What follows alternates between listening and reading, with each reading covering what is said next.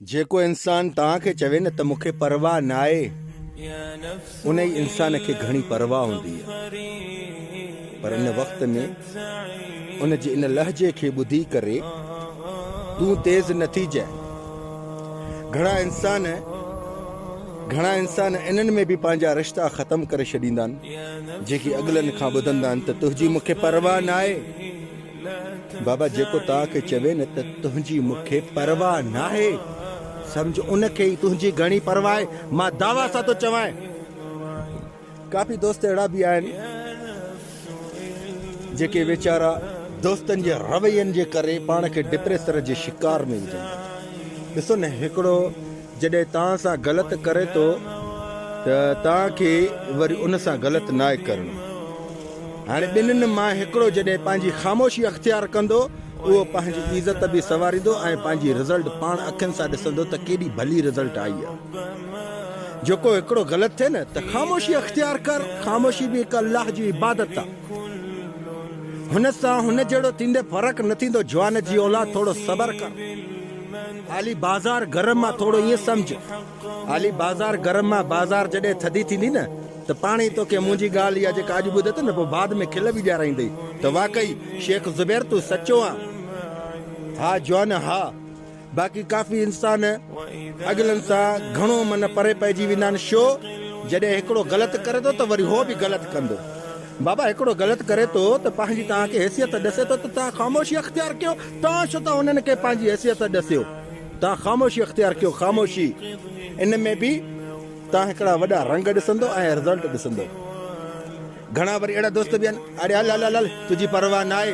ख़ुदा जो कसम वक़्तु ईंदो उनखे ई तुंहिंजी घणी परवाह थींदी। न चए तूं मुंहिंजो सर कलम कर। हा जवान, हा। ईद जो ॾींहुं आहे, भलारो ॾींहुं आहे।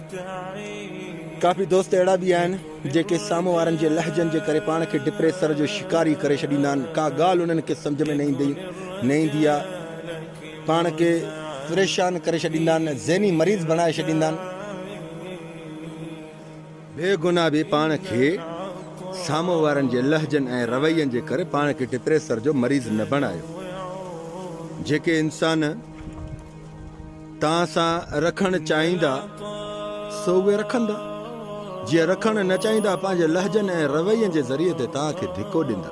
तव्हां उन्हनि जे लहजनि ऐं रवैयनि खे बि सम्झो त अॻिला इंसान असां सां ईअं छो था हलनि, असां सां छो था ईअं कनि। तव्हां उन्हनि खे सम्झी वेंदो न त तॾहिं तव्हांखे ॻाल्हि सम्झ में ईंदी।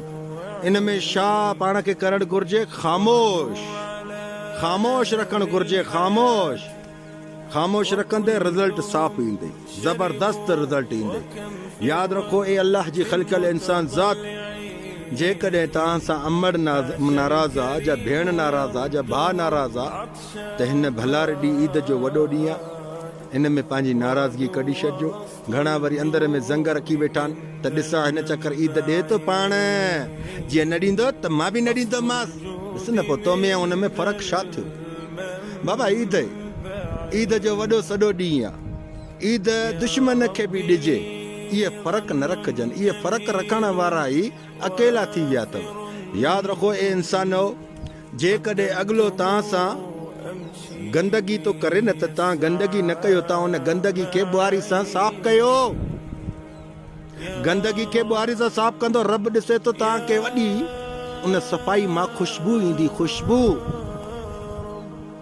यादि रखो ए इंसानो, आख़िरी हिकिड़ो तव्हांखे लेक्चर ॾियां थो। कहिड़ो? जॾहिं रखणी बि आहे त फिर बि झगड़ो छाजो। जॾहिं रखणी न आहे त फिर बि झगड़ो छाजो। जॾहिं हिक ॿिए सां तव्हांखे ठहणो आहे त छाजे लाइ उन में मसादा वॾा हिकिड़ा फसादा पैदा कयो, मुश्किलातूं पैदा कयो।